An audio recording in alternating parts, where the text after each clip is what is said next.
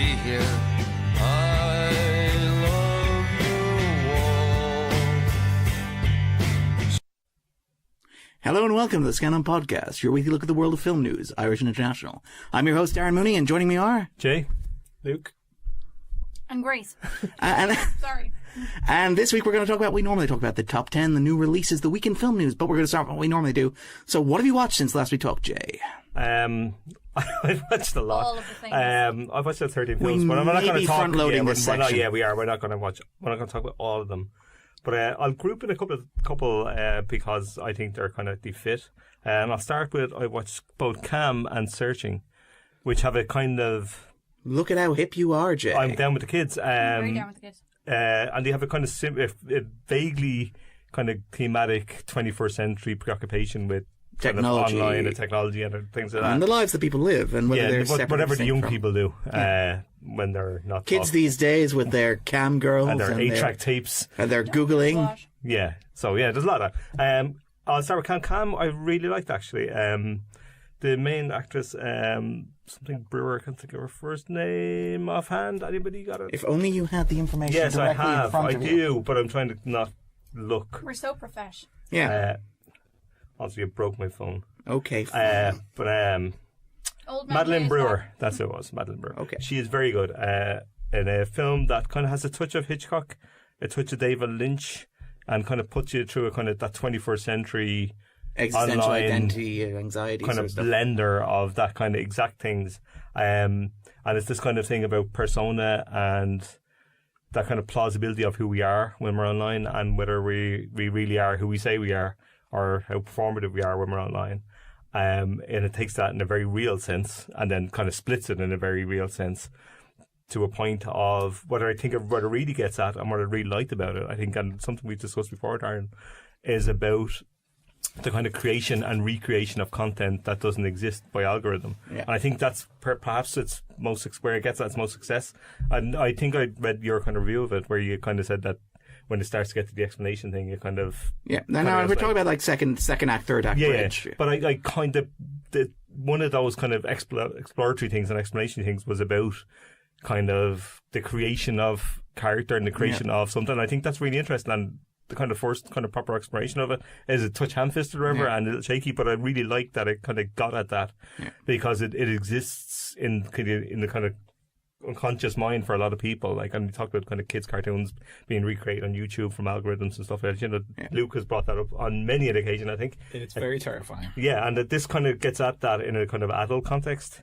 And it's kind of even you'll see it in political context, whether political videos are real, are we seeing something actually happen? Are we seeing something that's being created for news content that doesn't necessarily matter? Deepfake and stuff like that. The idea that what you send out there into the world allows this sort of algorithmic creation of you that is subject to you have no control over. And I like that in this, and there's increasingly kind of hysterical kind of element to it, which I really liked. Some kind of shaky moments in the kind of second, third act kind of bridge, I guess. But I really liked it overall and really nicely shot as well.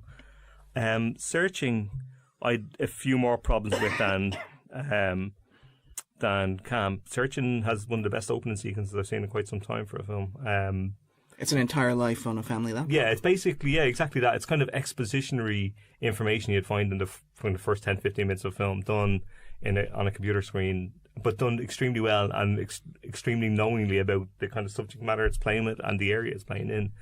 It's like one of those videos you get from Facebook on your birthday. Yeah, except not shit. Yeah, exactly. Yeah. But I think there probably is you probably get as much in them as how much you kind of interact with Facebook, whereas I get practically nothing because I never do anything. You just get, it's your birthday. But it's also directed by a guy who did those Google ads. He did all those. Oh, really? Which explains why it looks and feels the way it does. And I'd like the kind of the structured delivery system information works really well for the most part early on. Like, this is kind of what happened. Daughter goes missing, and there's this kind of early onset panic, which I really liked. It kind of sets up something really interesting.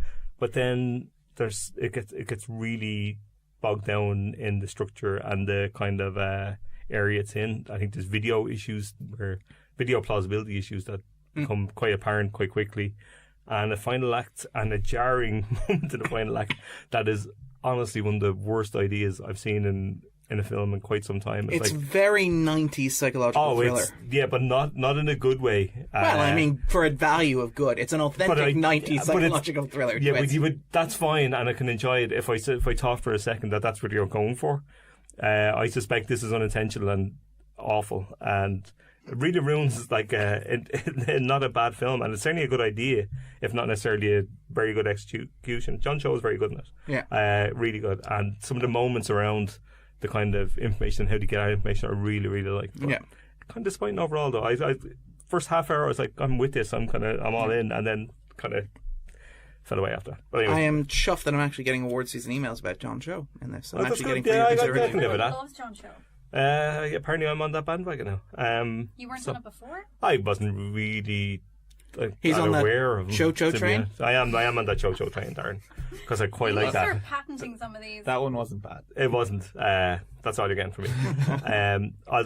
I'll talk about two Mikhail Nerus films, which I watched them sadly on Filmstruck for the last films I'll watch until Criterion comes back in April.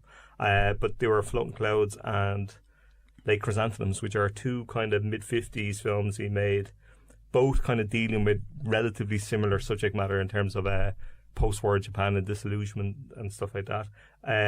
Lake Chrysanthemums is kind of a weird kind of a trauma story about regret and aging and stuff. And like most Nerus films, women at their centre of characters, this wears empty eyes. The men in them are completely ineffectual, particularly in Lake Chrysanthemums, are just terrible. And the women are much stronger characters, but exhausted and kind of downtrodden by society and by kind of their paths to wherever they can be, particularly as they get older, which probably in some ways nothing has changed, particularly in Hollywood if you look at it in that regard. That's just life. That's just life, exactly. It's a really sad film, really beautiful, as you'd expect from that kind of from his films, and I've said about them before. And the other one was Floating Clouds, which it's kind of considered Nerus' masterpiece. And honestly, like I was kind of with it, but for about 40 minutes, and I had to split the watching of it in two, unfortunately. It was about 40-50 minutes, it's about 2 hours long. I was kind of like, I don't know about this. I like it, but it's not quite what I was expecting it to be. But the last hour or so is just glorious and kind of brings everything together unbelievably well. And this is literally kind of takes a kind of about a relationship in the kind of World War II that kind of sours once the war is over and they return to Tokyo. And it's this kind of sad weirdness and toxic relationship that kind of plays out across kind of years. And it kind of flashed back to when they were happy, and even the happy scenes, whilst it's brighter and everything, it doesn't really seem particularly happy. It seems just convenient rather than a relationship that's ever going to last.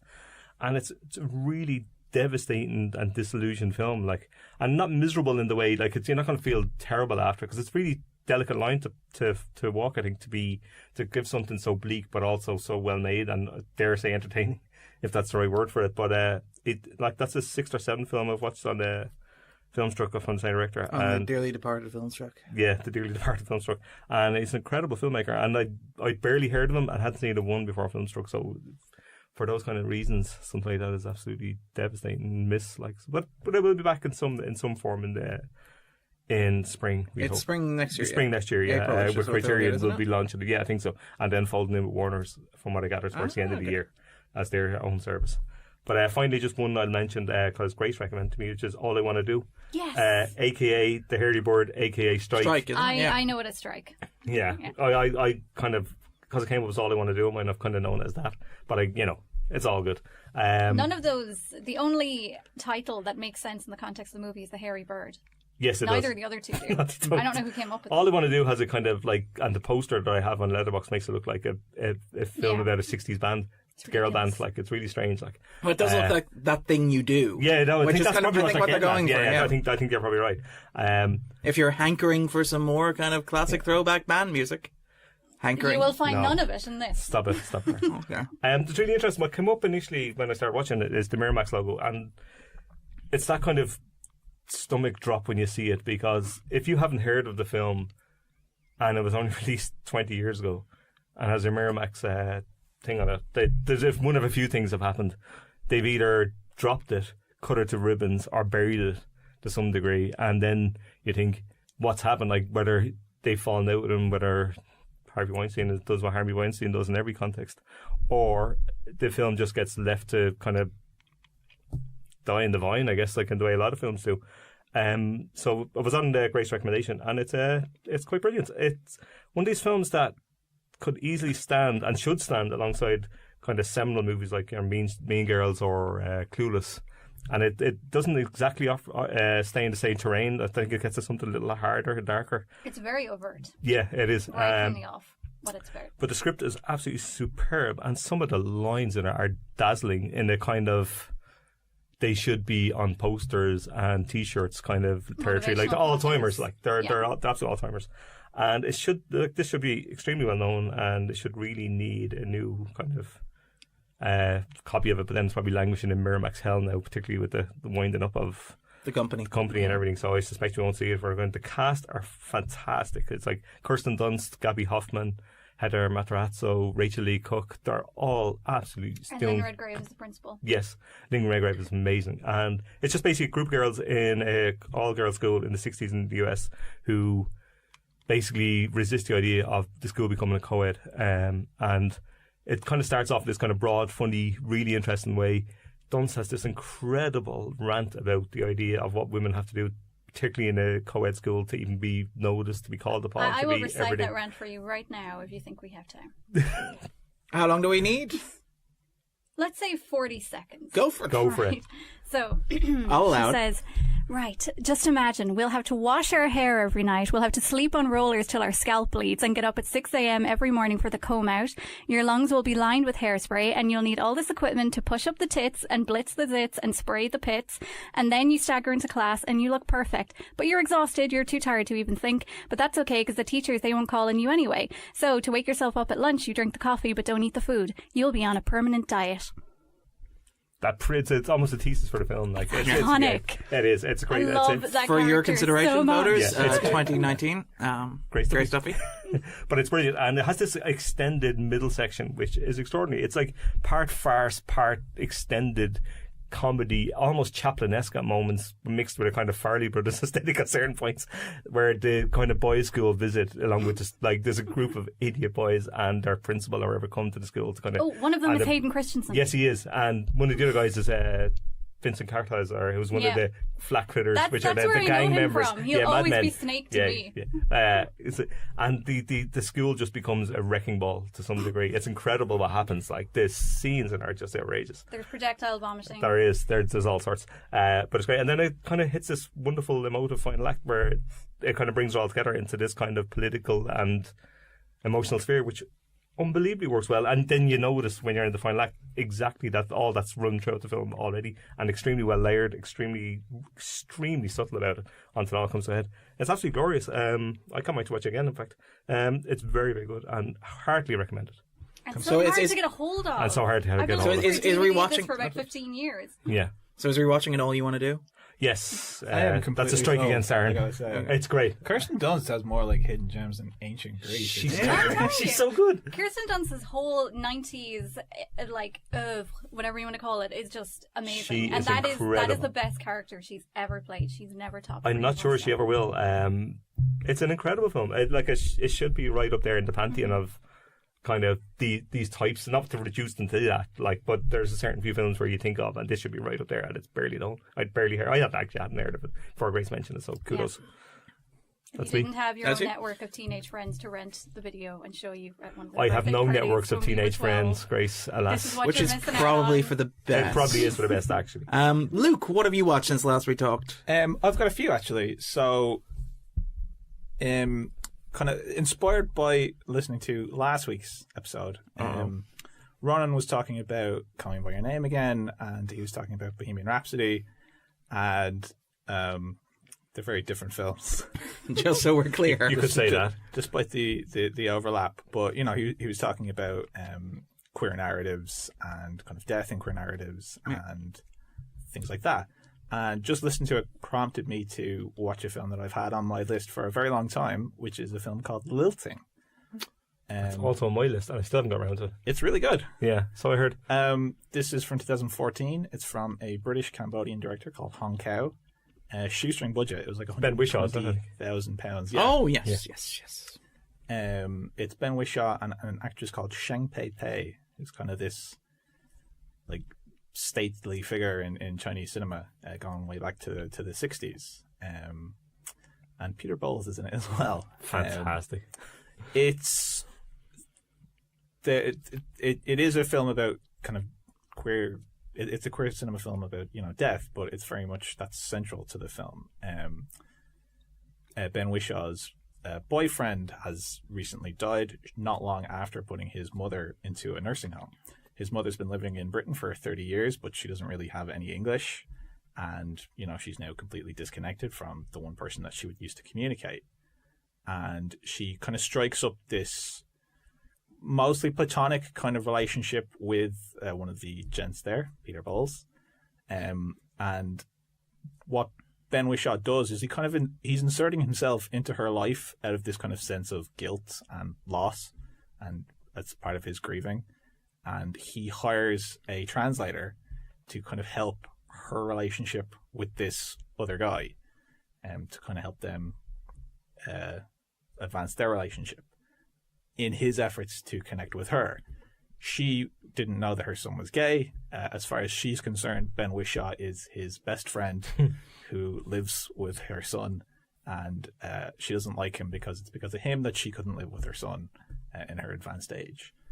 And it's this really kind of that's an interesting premise that can go wrong in different ways. It can get twee or kind of overly sentimental. But this was really understated, and like the performances in it were really good. Like Wishaw's fantastic in it as this kind of grieving person, and it's the actor who plays Kai, who was his boyfriend. His name is Andrew Lung, I think, and he's not really been in anything else. But you feel that sense of loss from him not being there. He's in it just enough to give you that. And yeah, it was really good. It won an award, I think, at Sundance for cinematography. And the cinematography in it for such a low budget kind of film is really good because it's used in a very specific way. The film goes into and out of flashbacks through the cinematography by panning in and out. Yeah. And you have Kai there and then he's gone, and things like that play out in a way that really gives you that feeling of absence.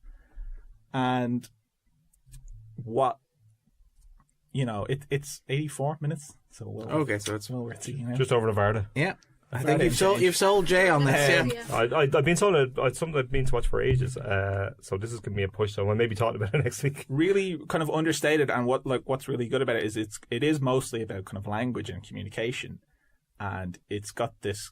There's these side characters, the other guy, the translator, etc. And by having the language issue, this kind of crowding with all these other characters, her not knowing about her son being gay and things like this, her not liking Wishaw, all these things are barriers in the connection that they're trying to forge between each other, and that's kind of a really understated communication of the connection that they're really trying to make. They can't, because the person that they're trying to connect to is gone. Really kind of melancholy and really good. That led me into my next film, which was a wuxia martial arts film called Come Drink With Me, which is Sheng Pei-Pei's film debut. This was one of those Wikipedia deep dives. Yeah. So yeah, this was 1966, I think. This is a Shaw Brothers kind of martial arts film. Okay. Amazing title. I was pretty much sold on this on the basis of the title alone. So yeah, this was her film debut. She's got kind of hundreds, you could say, kind of credits in Chinese cinema. She was in Crouching Tiger. I think she's going to be in the new Mulan film in some capacity, probably a small capacity. But she was cast in this because she had like a ballet background, and that kind of allows for gracefulness. Really allows for the kind of choreography that you get in this film. Very entertaining, violent, but not in that kind of gratuitous way that you would see homaged now with films like this. When there's violence on screen, it's meant to communicate something visually. Somebody gets their hand cut off, that means the bad guys are really bad. Not 50 hands getting cut off, when there's, paint, red blood shooting splattered all over the place. That's a very emotionally significant death, as opposed to A celebration of previous examples of people having red paint splattered everywhere. Yeah, exactly. It's it's a kind of a standard story for films of this type. She plays the daughter of a governess who's been sent to this group of bandits that have kidnapped the governor's son, her brother, to hold him hostage while they look for the release of the leader of the bandits. And kind of the reason it's called Come Drink With Me is because, during her attempts to negotiate with this crew of bandits, she encounters the drunk beggar kind of stock character that a lot of these films have, who is, in actual fact, a martial arts master who kind of gets involved with A literal drunken master, Yeah, but it's not like a lot of times with this kind of character, it's you thought they were kind of a drunk beggar, but actually they're a martial arts genius. This guy just lives that lifestyle, but it's also, he'll cut your hand off. Really entertaining, really like wonderfully choreographed, and it's really interesting to see now that we're in that kind of age of wire work and really elaborate kind of stuff, to see that backwards. Compared, to see how they kind of had to work around that back in the day, close cuts and careful cuts, and really worth harder to find, but well worth seeking out. Okay. What else have I watched? I watched Suspiria, which isn't in the top 10. You and I had two very similar experices. Didn't think this would be in the top 10, but I really loved it. I don't know what everyone else thinks about it, but Haven't seen it. I We were liked only it. lamenting. Well, I believe earlier today we were having an off-mic conversation where we were lamenting the length of it. I liked it. I thought maybe it was a little bit too long, but I appreciated what it was trying to do, and I like that the length allows it to be different from the original, which is a very important thing when you're doing a remake like this. Yes, you can very much see, and I appreciate this, that this is using the original Suspiria as a jumping off point for different idedes. Yeah, like its launching point is the end point almost of the original Suspiria, like the big, without getting too spoiler, like however much you can spoil a film that everybody. Yeah, there may be witches in the movie, which was a big deal in the original Suspiria, but here it's a jumping off point into like exploring everything else off the back of it. It's established in the opening scene. It's established possibly in the opening 5 lines. Yeah, I don't know actually how this would play to someone that hasn't seen the original Suspiria, because it is like so matter of fact about that, and very deliberately so. Yeah. But yeah, like it's gorgeous to look at in, again, a very different way to the original Suspiria. The colors here are much more muted. It does towards the end liven up in inverted commas, but it does. It gets redder. It gets more saturated. Yes. Oh, I had a feeling that would be the case. But it does make a conscious effort to desaturate its first, say, 1 hour and 3/4. And I think that's to provide a clear contrast with Suspiria. 1 hour, 3/4. That'll really fly by. Then, yeah, it did for me. I mean, I was really on board for this all the way through. And again, there's the kind of historical element to this film, which we've talked about on the podcast before. But that really worked for me. Yeah, the connections with post-war Germany, the sense of guilt, identity, legacy. That's because the story is literally about dark undercurrent of a seemingly healthy institution within Germany after the war. The connection to me there is very clear. And the things that you're not acknowledging as well, even after the fact, is there's one of the climactic moments features a male character declaring, "I remember, I'm innocent, I'm not guilty, I remember," as if not to make the point at all, subtly. Yeah, so, maybe in terms of people's expectations, maybe knowing going in that this is very much about post-war Germany and kind of post-war Europe, But it unfolds within meters of the wall. Yeah, exactly. That's worth knowing, but it does that really well. Yeah. I find that kind of fascinating, and it does take a while to get there, but like Call Me By Your Name, you get the kind of big emotional... it gets to an emotional point, which is really powerful and really but strong. the issue not set to any super furry animal song. I quite like Call Me By Your Name, and the last act is great, but I found it a little bit of a slog to get there. So this sounds like it does take the long way around. Yeah, my patience, my mileage on those kind of things can be a little unforgiving, but we'll see. I was not a huge fan of Call Me By Your Name. I'm not a huge fan of this, but I'm glad I saw both. I think they're both interesting films. They're ambitious, and they're very, very well made. I thought they were both great. So there you go. Yeah, there we go. It Yeah. was a 5-star masterpiece. Tell it.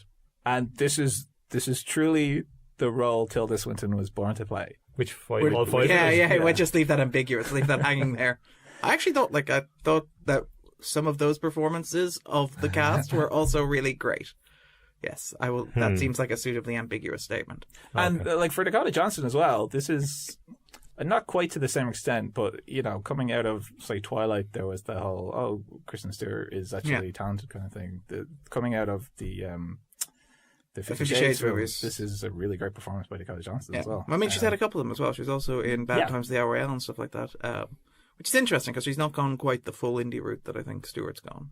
It's very much like a. I think Johnson her sort of ambitions navigated. are different. I think. Yeah, Johnson's sort of more mainstream, as it were. And then the last thing I'll talk about that I saw recently was on Netflix. It was a Christmas movie, and it was The Princess Switch. I was so waiting for that to be a Christmas Prince. But I also love the Princess Switch, so this is all good. The youth section of the podcast are gonna. I believe the kids call it lit, Luke. I learned that from a Dunne Stores advertisement. Darren. They call what lit? Everything. What the kids are doing. Okay. The Princess Switch is fairly lit. I'll give it a half a fire emoji. I don't know. This is another Netflix Christmas film in which one of the characters sits down to watch Netflix when feeling emotionally vulnerable, which is maybe relatable. Mm-hmm. This is your kind of, it's Prince and Pauper at Christmas with the Great British Bake Off. What? Yeah. With royals. What? Yeah, one of them is a baker. One of the Vanessa Hudgens. Is Wow, in this is- One of the Vanessa Hudgens. I love that. She's in this fake not England place for something that is not the Great British Bake Off. This is all so weird. Netflix is so weird. Yeah, because now this is an example of algorithm. Yeah, I was going to say, right? If ever there was one. Well, we talked about because- this with Maniac, I think, as well, when you were on last. But this is much more so than Maniac because this is deliberately setting up because you watched on Netflix. Yeah. Because you watched, The Crown and the Great British Bake Off and a Probably Christmas a movie. Christmas Prince. Yeah. Let's be real. I haven't watched either of those first things. Well, if you Bake Off is class. No, I'm not doing it. I can't do it. Why not? Because I just can't do it. Bake Off's amazing. but You will never know how tense you can be over croissants until you watch Bake Off. I have. I've been in a cafe. It's about rising to the pressure, Stop it. It's about people who flower under those sorts of constraints. you could actually be Mel or Sue, with the puns on that program. You He could, could yeah, be you both love of it. them. Better than Noel Fielding, anyway. I like Noel Fielding. But Noel and Sandy are nice. this is your kind of standard Hallmark kind of Christmas movie, particularly in terms of budget. This is cheap looking. It's very cheap. Really? But Yeah. it's got charming performances. Vanessa Hudgens is a step above acting wise in terms of the people you normally get and things like this. And I think she kind of carried it through. It was sweet. It was sweet. I like that. It's very non-committal, Luke. And Grace, what have you watched this week? Okay, mine's going to be very, very few by comparison. I will mention briefly two kind of shorts that I watched on Netflix. One of which is called Resurface. It's like a 20-minute short documentary about a surfing program for veterans in the States. It's basically been set up to try and help them to cope with PTSD by taking all of their bad habits, for want of a better way of putting it, and discovering new ones through surfing. It's very interesting, but way too short. It should have been a feature length, I felt, to really delve into the subject. And also so they could do interviews with a couple more of the participants, because there's a lot of really interesting personal stories that are kind of hinted at, but they don't really get into them. So you felt in it should have been a much deep dive, really. Pretty much, yeah. You want Darren And- surfing. Thanks, Luke. Sorry. A similar one that I watched is called Under an Arctic Sky, which is about 40 minutes long, and also a documentary about cold weather surfing, which is a thing, apparently. Gang of lads go to Iceland to surf in fjords that are half frozen over under the northern lights. It looks, yeah. What are people doing? It's pretty intense. Enniscorn is like that this time of year, so Good wetsuit, you'd be grand. Visually, it's gorgeous. It'll do wonders for your wanderlust, but the subjects aren't particularly interesting or articulate and very sort of stereotypical surfing bros. So, yeah, there wasn't a lot of insight there, but it looked lovely. Then what else? I rewatched A League of Their Own this day last week as part of Thanksgiving at the Lighthouse. A League of Their Own is a wonderful film, and I'm not sure it gets as much recognition as it deserves. It's like very 90s feminist, but in a nice sort of endearing way. Like when you look back on it now, you can feel very nostalgic about all of the stuff that it puts forward, because everyone's like aggressively heterosexual, and there's like one scene that vaguely alludes that there being women of color around, and all that sort of jazz. But it's still, how would you put it? It's still very, I think, tender and thoughtful in the way it tells these stories, particularly Gina Davis's character, and the way there's so much emphasis on her, like, her choices in life and like missing opportunities and feeling pressure to make certain decisions and all this sort of stuff. But there's a lovely sense of sisterhood that runs through it, and it's just lovely. Good double Very act much. with Thelma and Louise. Yeah, I think so. And then one other, well, actually, do I even really need to mention this? I think I'm almost finished watching Christmas Slush, but I watched one more on Monday. It's only like late November. I know, I've exhausted all of the good ones, which is how I end up watching one. I hear there's an avalanche of content out there. Oh, but the Christmas Prince sequel is out tomorrow, so I shouldn't speak too soon. Oh, good lord. Anyway, this one is called Snow. Nothing more inventive, You original really than that. just pick the names out of hat for that one, didn't you? Yeah, it's Well, like... I guess there was no better choice. Oh, Jesus. Darren, please stop. It's like the snow isn't even a particularly big deal in it, because it's like, it's a Canadian movie from like an ABC family channel from 2004 that I was watching exclusively because Tom Kavanagh from The Flash is in it. He plays Santa's son who's taking over as Santa, and in this, his first year, one of the reindeer is reindeer napped, however you want to say that, and taken to a zoo by somebody who wants to sell it Somebody's to a playing big reindeer game games. hunter, which is very dark and kind of morbid.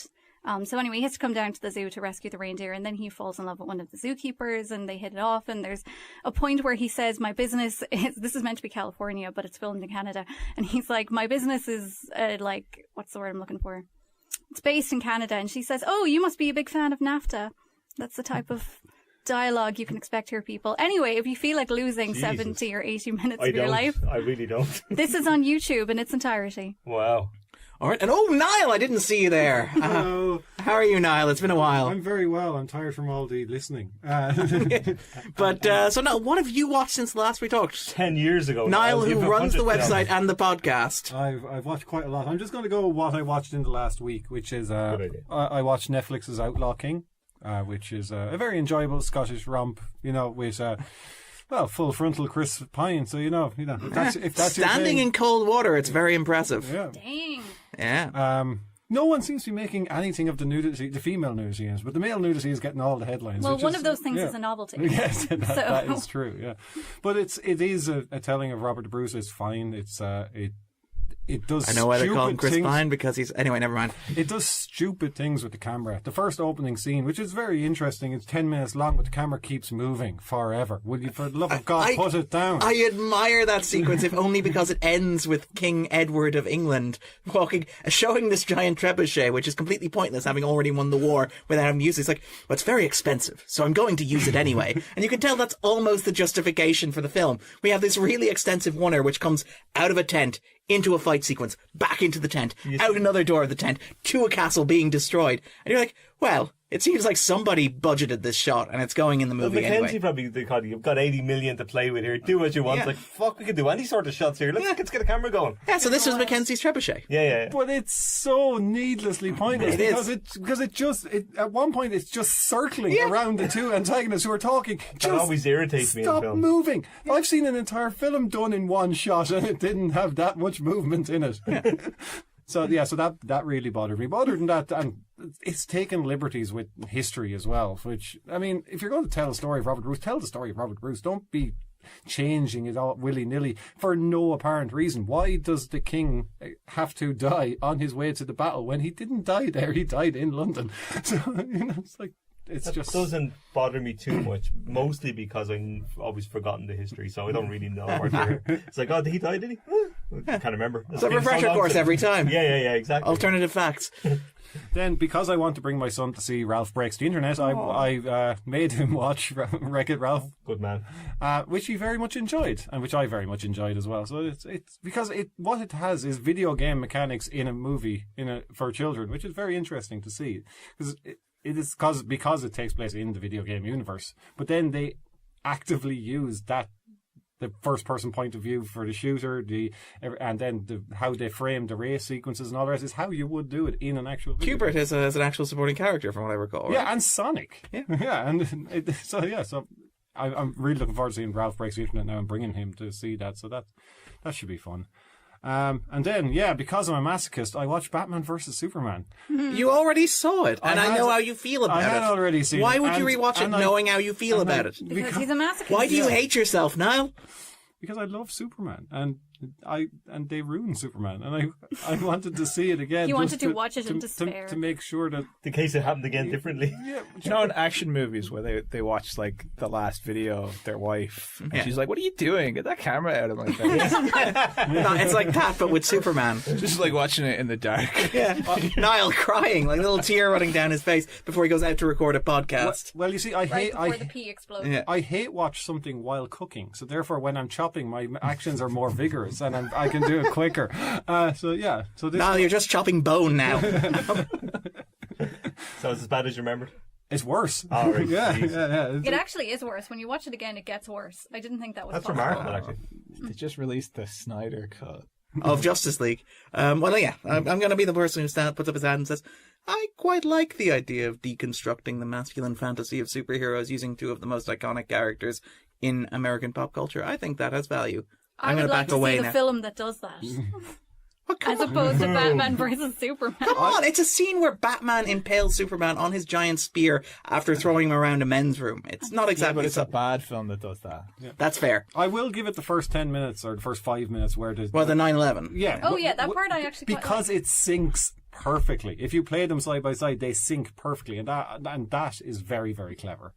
So that And that is the kind of best execution of what you were saying, Darren, because every superhero movie is 9/11. That's it exactly. I mean, even Avengers: Infinity War has like the sequence where, in order to sacrifice his daughter, Thanos takes her up to 2 towers, throws her down, and splatters her against the ground. Like, wow, we're still not quite there yet, are we, guys? It's like America's broken in some kind of way. Yeah, I mean, even Infinity War has those holes appearing over the sky in New York, which is another feature of everything from like Teenage Mutant Ninja Turtles Out of the Shadows through to Avengers and stuff like that.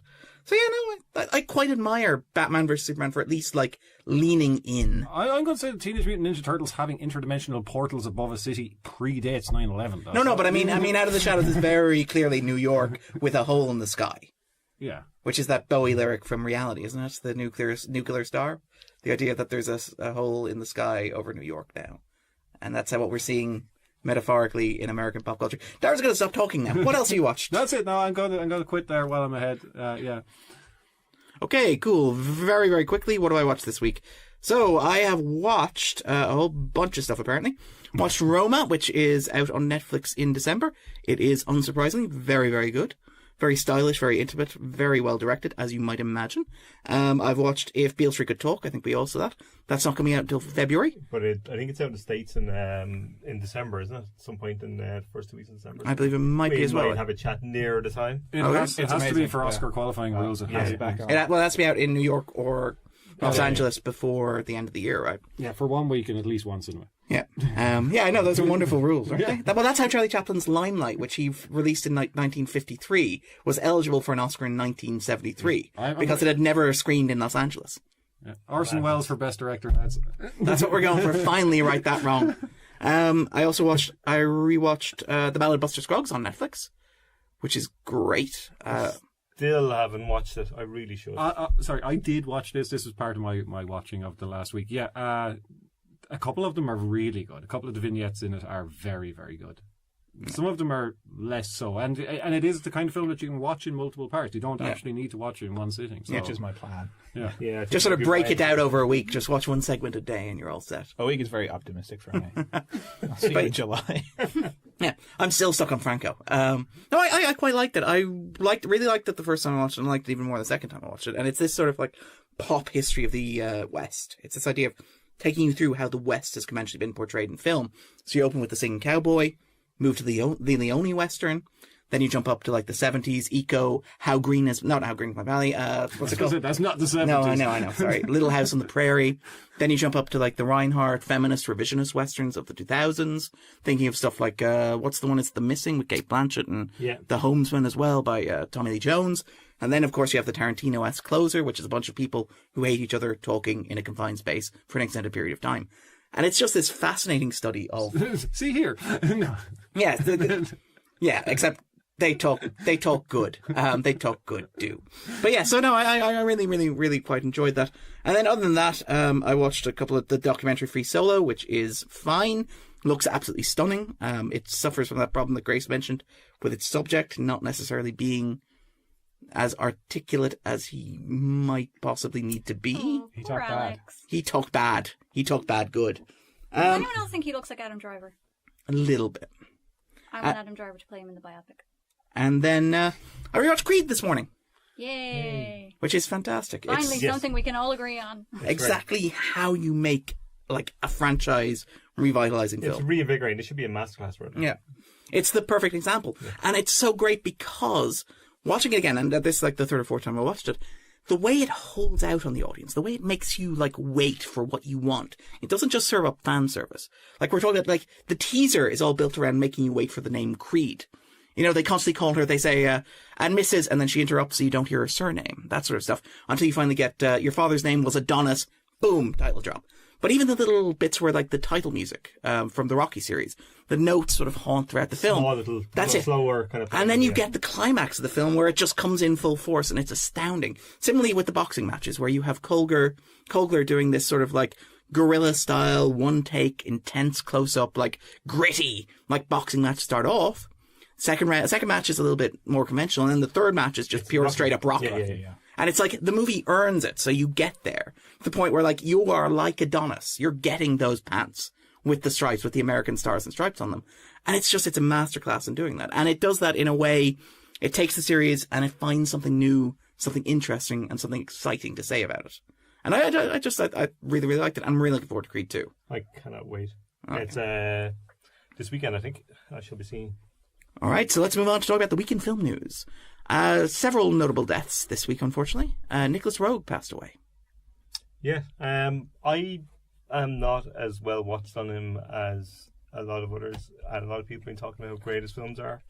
I watched Performance at the weekend, which is I hadn't seen before, and it's an extremely strange tale, kind of part gangster film, part end of the 60s trippy kind of Altamont, and then with that he calls mine because Jagger's in it. Yeah. That kind of era, kind of has that Whitnell Nye vibe in the gangster era kind of thing, and then it kind of invades reclusive rock star Mick Jagger's home, and it's this kind of genre clash and kind of the mix that comes out of it. Really extraordinary, really weird, a little bit maddening, really fascinating, and it's one of those things you watch and go, I'm not sure I loved it, I'm not even sure I liked it.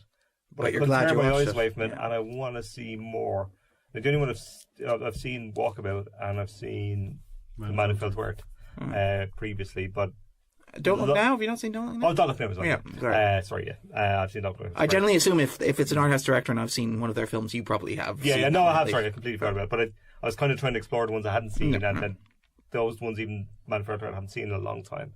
So I kind of want to revisit, but it's very much a singular director, and the influence you could see on things like Ben Wheatley and stuff like that. Yeah. As kind of British filmmakers go, is immense. Like he's one of the great kind of British filmmakers, and sadly missed a good age. So I think he was 90, was he?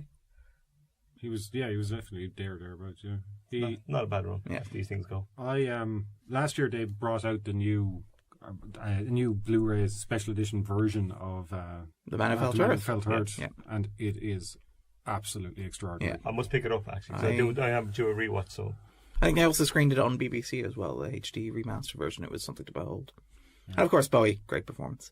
Yes. Yes. Well, playing a person who really doesn't looks like he really doesn't belong there. This planet. Yeah, your casting maybe got you a long way there as well, to be fair. Don't Look Now is one of the quintessential great horrors. Like Oh, yeah. one of the great films. Well, I mean, it's a huge cornerstone of this sort of, like, we talked about the, like, 70s horror nostalgia boom that we're living in now.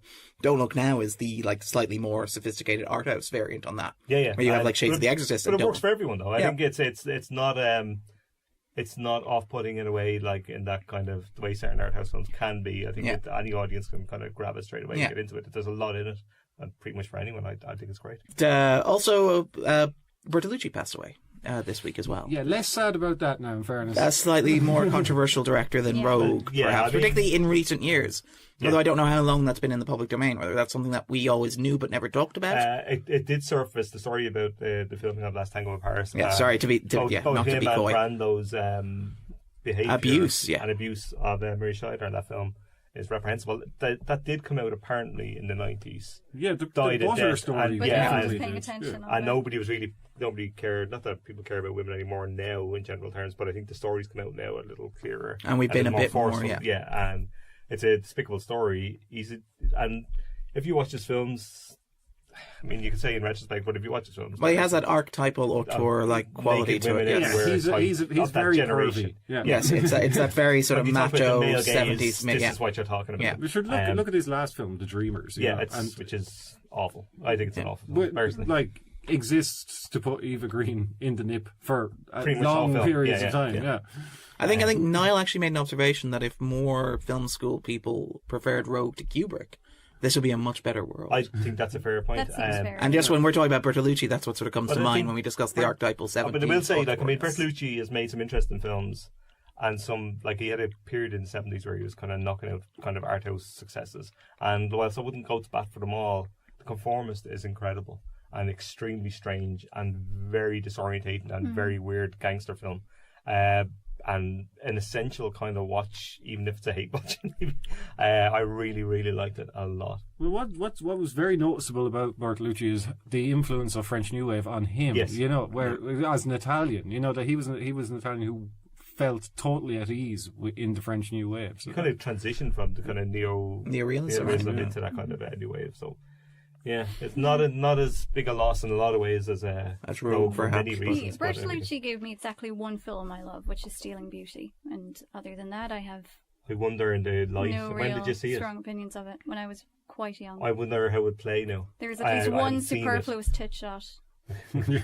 Others that are at least, there's an attempt to contextualize the others, Yeah. but one that's definitely just like, I like the idea of there being Okay. like a little score that keeps track of this as you're watching Bertolucci movies. It's Yeah. like ticks up. it's not David Hamilton now if you're going for the complete nonsense sort of films, but yeah, he definitely had a predilection. Yeah. I think that's kind of clear. All right, in terms of other news, there are 5 Irish films going to Sundance this year, I believe, and Niall may be better able to speak to this. Yeah, there are 5. One is an Australian-Irish co-production. Sophia Hyde is directing Animals, so Alia Shawkat and Holiday Granger are in that. It filmed here in Dublin last year.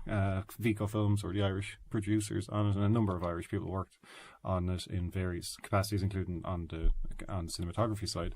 So it's very much.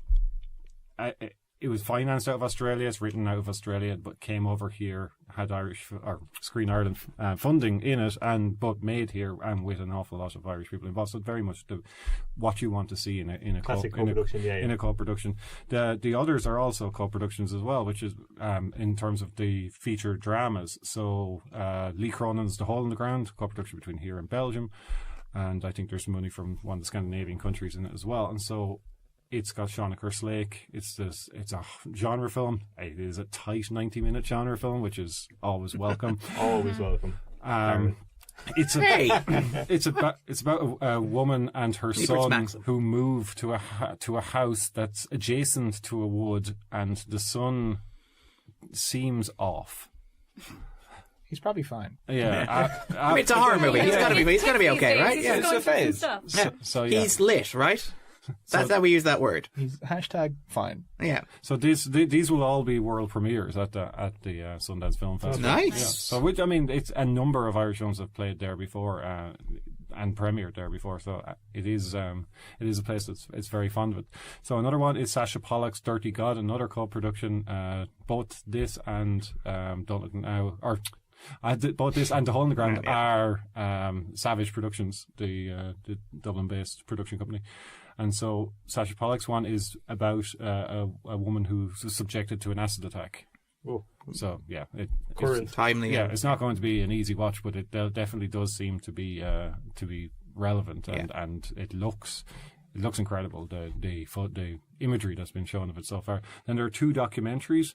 One is a story of Gaza, which again very, very timely, because it will always be timely until the Israelis give it up.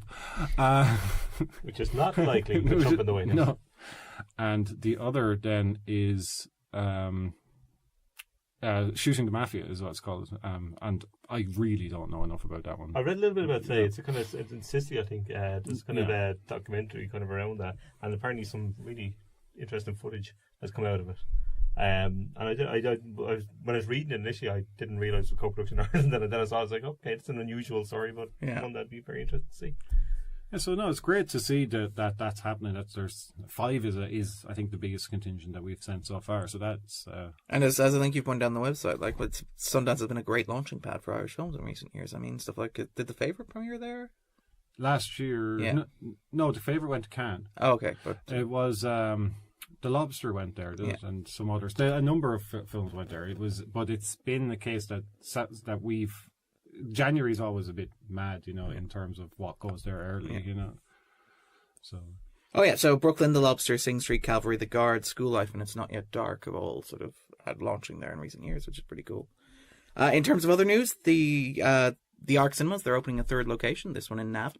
Yeah, it's replacing an existing cinema, and it expands the existing cinema in Navan too, and so it'll be bigger. They're after putting 7 million into it. They're talking about it being luxurious seating and 7.1 Dolby surround sound in every screen, apparently 3D high frame rate capacity and stuff like that as well. Great. Yeah, both of Who those doesn't love things that? you Jay will don't be need. first. Jay has yet to do his 4DX. Shut up, Darren. Okay. I will, I swear. Unfortunately, you won't be able to do it in Navan, though. 2019 is going to be the year of the 4DX. The year for you Jay. finished the Fast and Furious franchise. I had a steady on, Grace. Yeah, Maybe 2020. 2020, Let's not get ahead of ourselves. You But do realise that they're I have making faith more in of them. you. So I know. to It's never Catch up. ending. You need to get on top of this, yeah. All right. I mean, I know you're furious, but you don't seem to be that fast, Jay. Tokyo Drift, Darren. Such a bad film. Yeah, but the rest of it gets better from here on. It should have You sunk a literally franchise. watched the worst one. Like, it's literally all watched 3 of uphill them. now. It's uphill. By the time you get to 4 Fast and is, people Furious say 10, 4 is I was not about to great. say, Glorious yeah. 10D. Yeah. 4 apparently is 4 terrible. is still an No, improvement. hold on, I did not on say 3. 4 was terrible. You did. I said You- 4 was dull. It's not terrible. Jeez. Ringing. It's not I amazing, listen to but yourselves. it's not terrible. But it's still a step up from Tokyo Drift, is Me my point. You're drawing still on a going piece up. of paper and flickering it is a step up from Tokyo Drift. That's so mean. And All right. You're incredibly mean.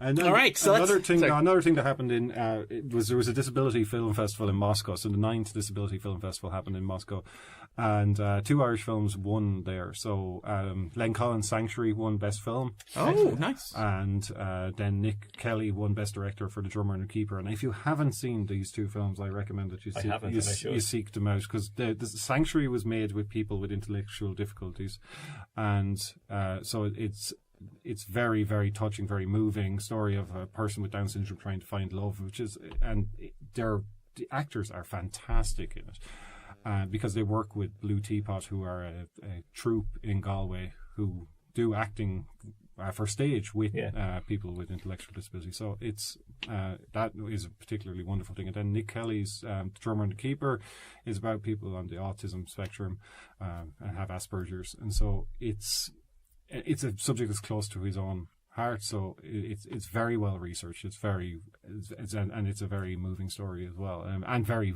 very funny, which is good. You go so far as say it's a keeper? Yes, I would. Yeah, I'll drum along for it until it's over. One to beat, one to drum beat, if you will. All right, so let's move on to talk about the top 10. At number 10, it's Planeta Singali 2. Finally.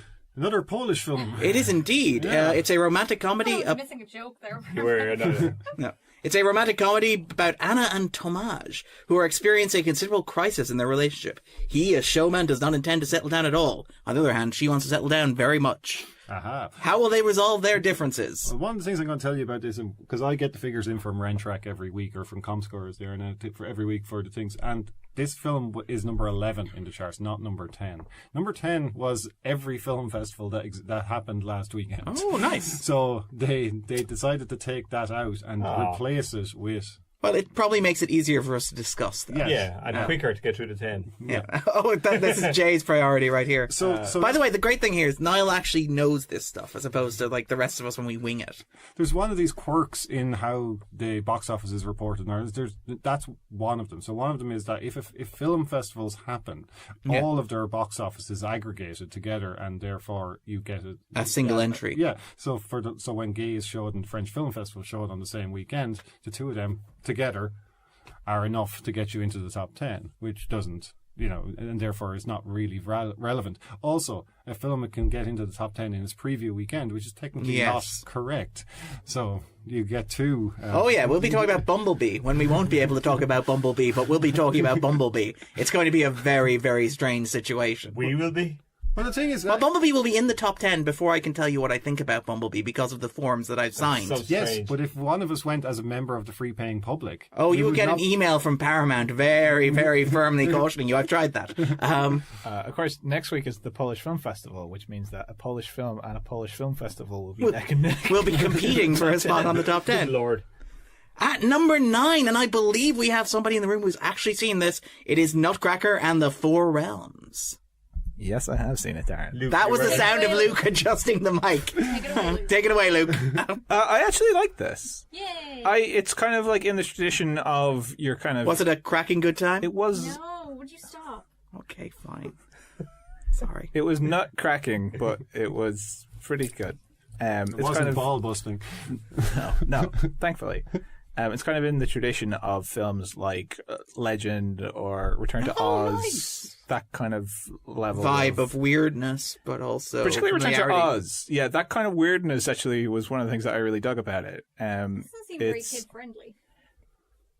It's sorry, I took the mic there. I took over briefly there. It is this kind of family friendly Disney kind of film. Their typical kind of template of adventure stories that they've rolled out, particularly in the last couple of years.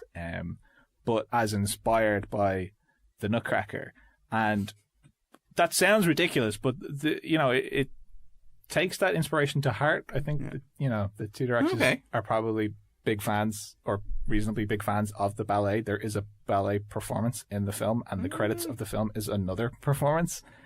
Like when I went to see this, people stayed through the credits because of that kind of ballet performance at the end, which you don't normally see unless there's a Post-credit scene that post-credits people kind know of scene about. at the end. Yeah, exactly.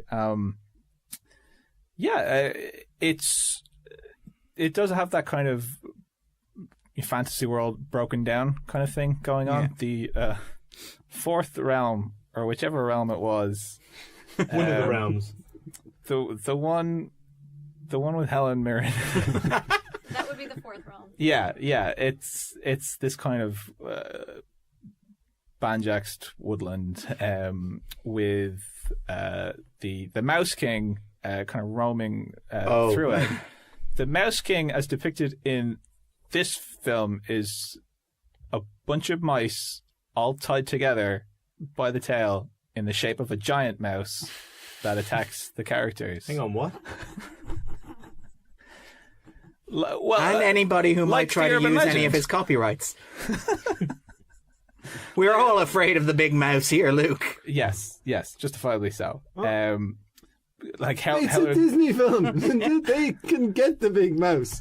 Helen Mirren is kind of living in this giant porcelain, creepy version of herself that is a circus on the inside, and in the circus there's these like Russian nesting doll clown people that attack her characters, like I'm all that so- stuff. This I is was like a Lynch film. This is sinister. This is a razor. I am in on this. all that stuff was bonkers and great and really entertaining, and it is kind of this is Joe Johnston and the other director. Lassie Halliston. Yes. So both two talented directors working on assignment, Yeah. Almost one director between them. Lassie walked away from now. us. Yeah. Lassie came home. No, he did actually. He stayed home. Sorry, That's the thing. That's the thing is that Lassie Let me have filmed my it. joke, Darren. Lassie filmed it, and when they said they wanted reshoots, he was just like, "Feck it, I'm staying home." Like it was literally just like, "I'm not coming back to do reshoots." Yes, I was. And Disney were like, "Fine, Johnson." We've got a hack for her. We can get in here. Whoa. You're so Sorry. Yeah, The director of The Rocketeer, man. Come on. The yeah. Rocketeer was a long time ago. And Captain America. And it turns out that we don't need the 4 realms because we've got the Nutcracker right here. Yeah. No, they're grand. I'm sure they're great. This isn't mind blowing. It is. Okay. It kind of plays out. There's nothing really surprising in it, but it is. I found it entertaining, and I can't let us move on to the next bit of the list without mentioning Keira Knightley's performance in this as the Sugar Plum Fairy, which is this kind of. Vulture have started an Oscar campaign for her. It's one of her best performances, and it's rare for Keira Knightley to get the chance to go. Does she plumb her depths here? Oh, God. I like her Knightley. Domino, of course. Domino. But this is her getting to kind of have fun with her role and kind of go. That's a pretty sweet pun. It's like okay, fine. Kind of go, kind of take her role for a walk. It's the Sugar Plum Fairy as like this kind of Betty Boop, sinister, overly friendly kind of character, and very entertaining. This is a children's film. Yeah. Really? And I am so. I don't know. Like Labyrinth is a children's film. I don't know. Well, I mean, Labyrinth is overtly sexual. And was a formative experience. That sequence where the baby's bouncing and other stuff is bouncing too made a huge impression on me. Anyway, let's move on to number 8. It's The Girl in the Spider's Web. Yeah, which is what happens when you take a film and shear it of any artistry. It's a great exercise in franchise filmmaking in that it demonstrates exactly what you get if you remove any unique characteristic of a film, property, character, or concept and just make a film of it. So it's essentially the book then, because... Yes, well played, Niall. What is this book? It's the fourth book in the Millennium Trilogy. It is related to the other films. Yes. It is, but it's not written by the original writer. Stieg Larsson. Because he passed away. Is dead. He passed away before the books were published, if I remember correctly. I knew that, but I couldn't figure out if they were doing that deliberately or if they were making a film that just looked like it. No, this is like the Kingsley Amis James Bond book sort of thing. It's like the the official James Bond book written by somebody who isn't Ian Fleming, where everything feels slightly off. Sebastian Faulks was the last one, yeah. Can I ask what rating this film is? Is it 18s? I know, I think it's 16s. Okay, because in the same way that those books are for like airport reading, they've made these sequels for airplane watching. Yeah. No, it is, and it's completely lifeless, and it's really weird because it takes like the core concept of the movie and the character, which is interesting because you imagine like Lisbeth Salander should be a character that's very like hip and lit, as the kids would say. Thank you for teaching me that word, Luke. But it's the idea that like she should be very relevant to this moment because she's this woman who's wronged and who avenges wrongs committed by men. She does it using the internet, which the kids use. I don't know. But the idea is that, she should speak to this moment. But what this does is it takes that character and sticks her into like a conventional James Bond plot with an hidden relative who was never alluded to before. Yeah. The Amazing Spider-Man approach. This is what... B, nuclear launch codes that have been stolen by hackers and are going to be sold to the highest bidder. Again. Sorry, C, I've seen that film. It was a Bond film. It was Mission's Impossible. It was, yeah. An abandoned nuclear silo where the bad guys have holed up and our heroes have to infiltrate. It's so transparently like a stock James Bond film that you lose any hint of like what made or what should make the character like a concept that speaks to this moment. It's very weird. It's like Sony looked at this and said, this is a great character. This is somebody who speaks to this moment. They're like, yeah, how do we make her not? And it's like, yeah, we did it. It's very generic. It's very boring. It's very dull. And even Claire Foy seems a little lost, sadly. Remember that interesting Fincher film we had? Let's make it cheaper. Dull. Yeah, dull. Which is really what it is. It is. Primarily make it cheaper. Number 7, it's Nativity Rocks. Yeah, no. They're still making these. I know, right? That's because people are going to see them. Although, judging by the Johnny box office on English, this, isn't it? not so much. Johnny English has done really that's big what I mean. business. It's one of those kind of weird English kind of things that take off. And Weird English things. Yeah. Oh, don't worry. We'll have another one of those when we get up the top 10. Yeah, March 29th next year. At number 6, it's Widows. And I went to rewatch this. I watched this for a second time on Tuesday. And it was great watching it with a crowd. Now, Hasn't performed as well as it should have, to be absolutely honest. It hasn't done as well at the box office, internationally, domestically, as it really deserves to. It was so badly marketed. So badly marketed. Watching it with an audience is a tremendous experience, because you get those moments. There were 3 separate moments where the audience audibly gasped while watching it, which is fantastic. And there was one moment where like something happens and it's vaguely shocking. Except if you're a cynical film critic, you're like, well, I could see this being one of the ways the scene ends. But there's a moment where that happens, and a woman up the back of the cinema screamed and then said audibly to her friend that I could hear, whoa, that was traumatic. I was like, this is what I want from cinema. Get out of the cinema is what I'm saying. Whoa. Try to watch a film, for Christ's sake. Jesus, Jay. Watch at least one of the thriller before coming to the cinema. Let people have that joy, and any film can bring that there'll joy. be no joy there. No. Cinema is a communal experience. Yes. Otherwise, watch it at home. Yeah. You. I'm trying to build a cinema at home, so I don't have to ever watch it at the cinema again. He's stealing equipment from the Ark in Navan I've seen as that we from speak. Niall's Yeah. house as we speak. Yeah. Sorry, you were going to say that. I've seen it twice too. It's fantastic. It is, isn't it? And you know, the moments like that, which in the wrong hands Would be hackneyed, cliched, stereotypical. but this is Steve McQueen, Yeah. so they're amazing. But that's the whole thing, is that like Get that. everything in this film is like manufactured to the highest caliber. It's like Mercedes-Benz designing a race car. No, it's like Heston Blumenthal making a McDonald's cheeseburger. That's not what it is. It is, It's 'cause making a steak and chips, maybe. it is a trash story A pulp, yeah, elevated pulp. to the highest possible Can I ask level. a question Yes. from you guys? You've both seen it. Right. You talk about audience experience and Would you seeing it with a enjoy big... this? No, I'm going to see it. I love Steve McQueen, so I'll see it. But, Well, your window of opportunity is closing. yes, indeed. The whole thing about something working in the cinema and working with an audience, and then it gets to where you watch it at home. And we've talked about films that should work regardless of situation. Yeah. Yeah, it's Well, I mean, That's what I'm asking. it's not the gravity effect. No. No, It'll that's still, right. yeah, it'll still work at home. okay. it will still work at home. Yeah. All right, Because I'm curious. this is a pulpy kind of story, but McQueen is using that to tell other stories Oh, no about doubt, about crime. And, What about Chicago? About like the United States that exists in this moment in time? but it's like with he the goes rich through and pretty Not only that, And but like the interracial politics, marriage yeah. without any, Yeah. any issue around it. Yeah, and stuff yeah. like that. Well, I mean, there's a big argument at the opening kiss between Viola Davis and Liam Neeson being such a big deal because it's not such a big deal. It's not a big deal, the kind but of is. the only mark I will give against this film is that Liam Neeson kisses a woman like a mule eating an apple. it's shifting in the disco. You see a lot of tongue.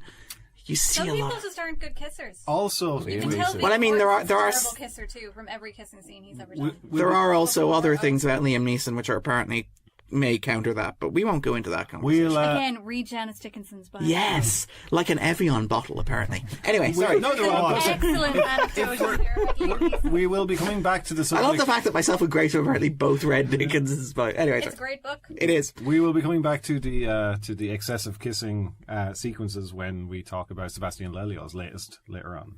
All right, at number 5, we're talking about obscure British things that they just can't let go of. It's Robin Hood. Look out, That 'cause charted? I've seen this one too. Whoa. You're the guy. You were Thank you, Lou. We saw it for free. So I've known for weeks now. You're eagerly waiting for me to talk about the Nutcracker. Yeah. I won't take up the next 2 hours talking about how stupid Robin Hood is. It is one of the stupidest films I've ever seen. I don't know where to begin. Is it with the army cargo gear that they're wearing that looks like Riot police uniforms, if I remember correctly? it looks like they're over in Afghanistan now, which is not deliberate Robin but from the Hood. stupid. Is it is it Jamie Foxx's character having an Islamic name that's too hard and confusing to pronounce? So let's just call it the English version, John. It's definitely not John. Is it Eve Hewson's costume designer, a lecherous pervert who wants to stare at her in creepy ways for 2 hours? Is it the fact that it's 2 hours? I'll just say this. This movie doesn't understand the appeal of Robin Hood, because the problem with it is actually not that it's trying to be is not that it's stupid. It's that it's trying to be smart. it's trying to use Robin Hood to tell this kind of, fight the power against the establishment kind of story. But the appeal of Robin Hood is that it steals from the rich. It's sticking it to the rich. It's not this like economic message about. Yeah, it's There's just literal, people like, without just take an stuff. idea in their head trying to say something, doing it badly with terrible action, some of the worst editing I've seen in a long time, and a mess of a script, and fucking Tim Minchin. Sorry, Tim for Minchin? swearing. Yeah, Tim Minchin is in it. Yeah. Nobody mentioned that. Yeah. Oh, And he's not an actor. all right. See, this in my head is just blurred together with that King Arthur movie that was out a year or King- two ago. King Arthur, like, come back, all is forgiven. Really? We misunderstood you. Really, the basic instinct climax where Jude Law turns into a video game character and says, it's pretty much on the verge of saying, like, combo breaker. But Jude Law makes everything worth watching. It is Really? really memorable. Yeah, he does. that film is Well, we'll entertaining. tackle that later in the top 10. This was excruciating. Did I mention that Jamie Dornan turns into Two-Face at the end of it? Spoiler alert. You're not Jamie spoiling Dornan anything. is I'll never see it. terrible Well, at everything, though. So after- Yeah, this is true. kind of after fits. they thwart the Sheriff of Nottingham, killing him very graphically, Jamie Dornan becomes... This is Ben Mendelsohn, right? Yes. Jamie Dornan becomes the Sheriff of Nottingham. So the whole movie is setting up Robin Hood, which is the movie you've just watched, and it was awful. So why would you want to watch it again? Like, just garbage. Sorry. The Sherwood That may- Forest Extended Universe. That may not be the best segue to get on to number 4. A Star is Born.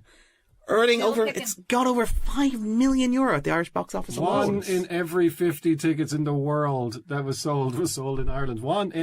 I go so far as to say it's a stellar performance, Niall. We fan hard. Outside do. the US, 1 in every 30 tickets in the world is sold in Ireland. That's mental. And to be clear, 1 in every 30 people in the world does not live in Ireland. Yeah, and is currently making more money in Ireland than it is in the UK. Yeah. Which the UK... We're buoying it, right? We're buoying it in their top 10, Yeah, if I for remember correctly. anyone keeping track, the UK is 12.5 times the population of Ireland. It should not be like that. Remarkable. We do this every so often. Yeah, It's and- amazing. And Neil deGrasse Tyson has yet to sort of vent his rage on this, Oh, unfortunately. no, did you not see it? He did, yeah. No, he said, if you actually want to know how a star is born, and then he went into this, it was cut off quite quickly. It was a John Oliver thing. But yeah, no, it has been done. And apparently the Irish people love their musicals because at number 3, it's Bohemian Rhapsody. Yeah. This one is yet to bite the dust. So Bo Rap is currently 9th overall in the top 10 for the year. A Star is Born is 2, and Mamma Mia is 1. Yes. Well, that surprises no Well, one. that's fine. I'm We fine. can all Mamma Mia's agree made on the Mamma all-time Mia. top 10, hasn't it? At the Irish box office at this point? Yes, it has, yeah. Yeah, Yeah. displacing The Dark Knight Rises. Yeah. Sorry, there. All right. Something pure. So, yeah, Exactly. Bo Rap has been talked to death, so there is no... Yeah. Yeah. We're not going to rap on Bo Rap. I think Ronan had to find a word in as far as I'm concerned. Yeah. Last week. At number 2, it's Fantastic Beasts, The Crime of Grindelwald. Grace, how do you feel about Jude Law? I thoroughly enjoy Jude Law in 3-piece suits looking smoking, which is exactly what he looks in this film. I have no other thoughts on the rest of it. Have you seen it? You saw it? No. Oh, geez. I was just wondering if we'd But put... somebody took a lot of screenshots of Jude Ah, Law in it, okay. and I looked at them. I feel that's better. I was about to say, I feel like this I would took a wee test your... magnifying glass to them. This would test your Jude Law hypothesis. As I think I No, 'cause described the this. thing is, I've seen him in films that were really crap, but I still enjoyed Like looking Alfie. at him in them. So I And consider you them do- wasted time. And you do like the appendices to Lord of the Rings. I do like the appendices. So, Jude Law and the appendices to Harry Potter but I should be a don't done like deal. Harry Potter. So my wife went to see this last night.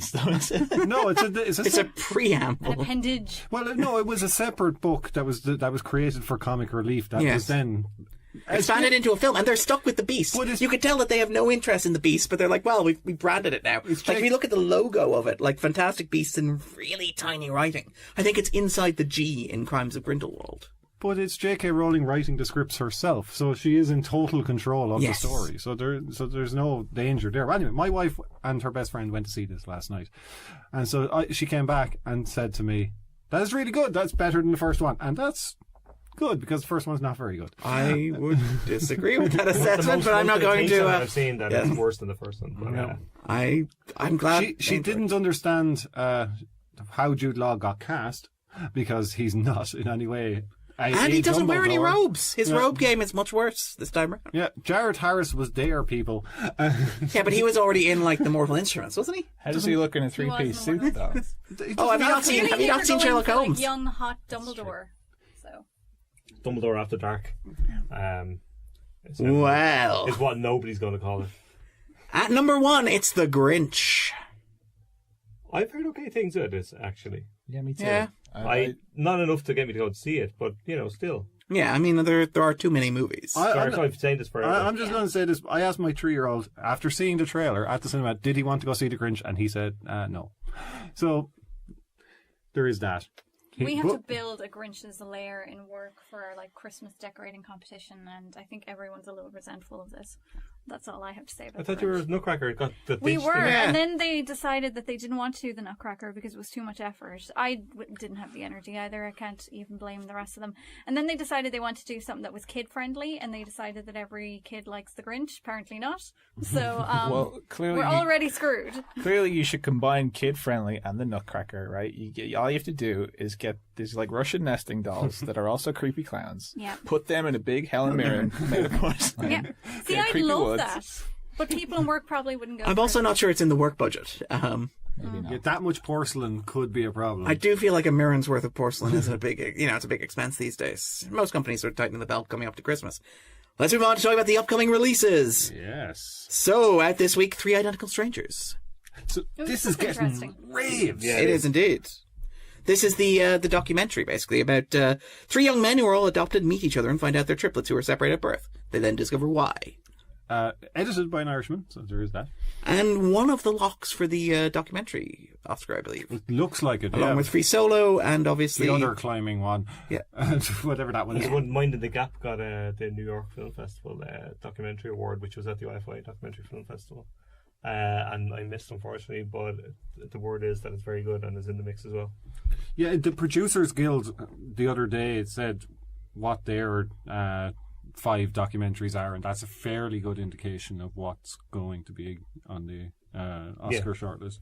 Also out this week, The Possession of Hannah Grace, starring Sana Gaddick, which is a cop who's just out of rehab, takes a graveyard shift on a city hospital morgue when she faces a series of bizarre, violent events caused by an evil entity in one of the corpses. I really hope she has to figure out which one of the corpses it is.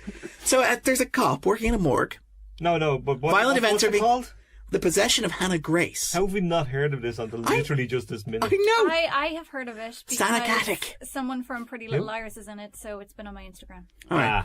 But yeah, I kind of like that sounds like, I hope the cop has to figure out which corpse it is. She has to do like a series of interviews. It's like, where were you during the following violent events? Sorry, does she need to get like Statements. No, yeah, from the dead people. Come on. Yeah, so there's just a Ouija board involved in this. But Jesus, it sounds like I am much more interested in this than I was when I read the title. Okay. But yeah, let's move on to the actual sort of big release of the week. So Disobedience is out this week. Yes, Disobedience is actually pretty decent. It's also, in many ways, pretty boring. But it's very lovely to look at. And as are everyone in it. So, but it's a very interesting story. It's an interesting premise. I'm not sure it does premise. enough with it. Yeah. It's basically a story about 2 women in the Jewish community in London, one of whom returns home on the death of her father, reigniting sort of passions and secrets that have been lingering just beneath the surface of that community for so long. Rachel Weisz stars in it, but also Rachel McAdams and Alessandro Nivola. He was having a bit of a He is having renaissance a since his 90s heyday. Oh, Face Off. Yeah. So Rachel McAdams and Alexander Nivola are in a loveless marriage. Yes. This is the best way to put it, because he does not seem to like her at all. They have an understanding. Yes. It's more of a partnership, really, than a marriage. And so Rachel McAdams comes back into it, and it is as Rachel Weisz. So it very much is a story of the two women, and it gets quite steamy, and there's some very extended, long, voyeuristic shots of them kissing, and you're like, Not just kissing. yeah, not just kissing, but the kissing one was like, why is this taking so long? And you're like, what? I get what's happening here. Well, I think the idea is that you've watched so much of the movie where they're pent up that they're finally like allowed to express themselves in terms of passion. Like that's what I think the film was going for, but it still felt really creepy. Why and don't they uneasy. ever cut to a billowing curtain anymore? I used to love that in movies. Well, actually, fun fact is, they did, Blue is the honestly, warmest like- colour is the Yeah, reason, stop it, the yeah, 13-minute long sex scene. well, you know that like I was was watching this, like I got a screener of this for awards consideration. It may not be getting any, but I watched it in the kitchen at home with my family, and my mother came into the room while it was Why on. were you all standing in the kitchen? What? Why were you all in the kitchen? Well, I was just in the kitchen because I was watching it in the kitchen because there's food in the kitchen and I like food when I'm watching stuff. Oh. It's a perfectly logical I explanation. had this image of you all standing up around a television on the counter. But my mother was in while this was happening, and she was like, "Yes, but why are they so great? I get that, you know, it's an expression of love, but haven't they ever heard about teasing anymore?" Yeah. A little, You're not wrong. It's needlessly graphic. like we were very close to the moment where, like Mr. Burns says, you know, Jane Seymour could do more for me with one raised eyebrow than an entire. Anyway, yeah. Is there an argument to be made about subtext being made text here, though? Well, I mean, to be fair, I understand that it's like because we it's can a. hint at, you know, gals being pals all we like, but sometimes people appreciate. No. Like I agree. yeah. That is it exactly. It's like because you haven't been able to see gay people and gay women like on screen. Sorry, as an able to heterosexual man with access to the internet, you can get quite a lot of that in a way that's not explicitly exploitative or aimed at male viewers. I've had an issue with long, lingering, exploitative sex scenes for a long, long time. Yeah, for gay couples together. It's the whole thing of in a film is that kind of punctuating scenes, and you can tell when a director is directing a sex scene in the way that you're going. Yeah, And it happens a lot. I think it comes down to who's doing it and Yeah. why. Yeah. And why is the main thing. to Like I talk think about- The Handmaiden does it very well. I would I argue. would Like, I think disagree. But the first scene maybe, not the second scene. I would disagree. No, I but think the Handmaiden like does it very well. to briefly bring up Lilting again for a second, there are no sex scenes in that, but Hong Kao is a gay filmmaker himself, and it's, you know, it's physically intimate in a way that isn't gratuitous sex scenes. Yeah. You know, they are in contact with each other, the two characters. You know, like his foot on his chest, these kind of things that people do. It doesn't have to be people slobbering all over each other or spitting into each other's gratuitous- mouths or whatever. That Yeah, is it the doesn't. bit. It doesn't necessarily have to be that in order to communicate. You know, people have had these pent up feelings finally letting them out, or people having this connection. Oh no, I'm playing devil's advocate here. So let billow and curtains, lads. Yeah. But one of the things that shows a lack of faith in this project, and this is a film from Sebastian Lelio, who just A fantastic woman, yeah, right? who Yeah, just very came good. off the back of an Oscar, you know, and this is going day and date VOD release. Yeah, that's not good.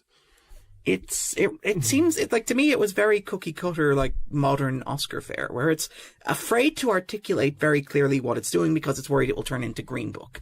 It's worried that it will be one of those films where it's patronizing and condescending, so you can't actually have characters explicitly state what they're feeling. Instead, you have to have them talk around it. And like the idea is that is somehow inherently more adult, mature, worthy than having them actually come out and have discussions about feelings and emotions and stuff like that. So it's And you end up chasing with, the like- second Oscar. Well, you end up with that sort of like, it goes too far in the opposite direction, at least for me, where you have like a number of moments of the film where they hit on big ideas. Like there's a really great moment where they're talking about like Ronnie having dropped her Jewish name for professional purposes and about the erasure of Jewish identity, which is a huge deal, obviously. And then you have Etsy, who's her partner, saying, well, that happens to women all the time. They get married, they take their husband's name, and all of a sudden their history's lost, never again. And you're like, wow, that's a big statement there, where you're comparing the treatment that the systemic misogyny that we treat women with in society with the way that we've habitually treated the Jewish people and population, stuff like that. And the film says it and then backs away very quickly because it's almost afraid of what you would do if it put a foot wrong in exploring that, because you could very easily put a foot wrong in exploring that. The characters are okay to put a foot wrong if Yeah. you're sure of what you're saying doing or in what the you're getting terms of at, film, In terms of other stuff, Anne and the Apocalypse is also opening, which is a zombie apocalypse threatens the sleepy town of Little Haven during the Christmas holidays. And Apocalypse does not seem to be playing anywhere. It's opening in the UK already. But It played at the IFI Horror-Con. this is a musical, isn't it? So it'll shoot right up to the top Yeah. of That's the it. charts. Right up there with Bohemian Rhapsody, A Star is Aren't the Born. towns always called like New Haven, aren't they? Aren't they all like literally always? Oh, yeah, it's Never always- moved to a town called Yeah, New New Haven. Haven, yeah. The trailer is really in two lines about whether to show that it's a musical or not. Well, it's like the foreign language film Yeah, sort of thing. It's like- they're afraid to show that they're in subtitles. It's a lot. The trailers go weird. And the big release from Niall's point of view this week is probably Wreck-It Ralph 2. Ralph 2, yes. Break the internet. Bringing the young lad 2 at the weekend. Yes. Yay! So, yeah. I'm actually quite looking forward to this. What do you mean the big release? Creed 2 is the big release. For Niall. I'm joking.